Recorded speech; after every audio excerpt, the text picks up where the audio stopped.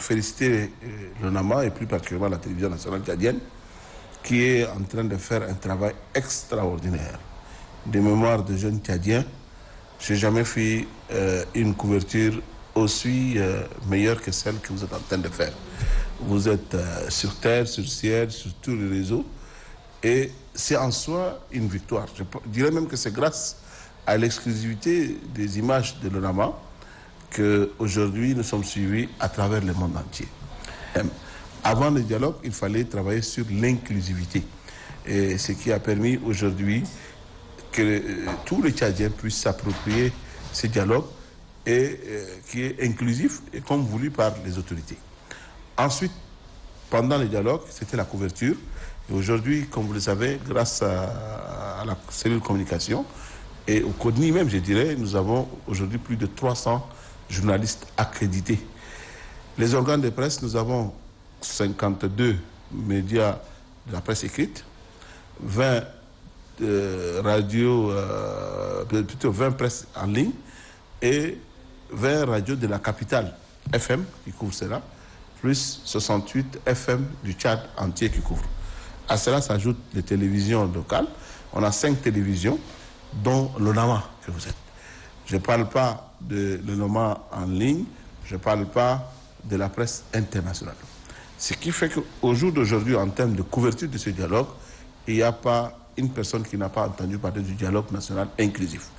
Ça veut dire que le premier palier est bien accompli et le second également, qui était de faire vivre le dialogue en direct. Grâce à ces médias, aujourd'hui, quand le présidium a une information sur la reprise ou sur une telle ou telle activité par rapport même à l'heure de la reprise, c'est instantané. À côté de cela, nous avons un site internet, nous avons plusieurs comptes sur les réseaux sociaux et nous avons associé toute la presse nationale. D'abord en les formant, donc il y a eu 6 formations avec les partenaires du Tchad. Nous avons délocalisé même les formations au Tchad profond. Ça veut dire que tous les médias, qu'il s'agisse de la presse en ligne ou de la presse écrite ou même des médias chauds, ils ont reçu une formation. Il y a eu également un groupe de médias qui ont signé même des accords avec le CODNI. En termes d'appui, nous avons donné des appuis, le CODNI a donné des appuis financiers conséquents. Nous avons, à part cela, mis en place un centre de presse et des médias. Le comité technique dirigé par Diogoltar nous a trouvé avec les partenaires un local qui nous a permis d'avoir un studio qui est très utilisé par toutes les télévisions et les radios et qui est très sollicité, complet avec tous les matériels sur place. Et le centre de presse permet aujourd'hui à tous les journalistes de faire sur place un papier instantanément et de l'envoyer partout au monde.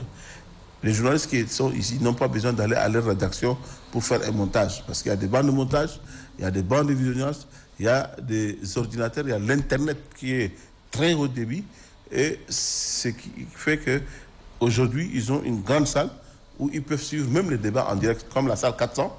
Il y a la salle de presse également climatisée et avec toutes les commodités nécessaires.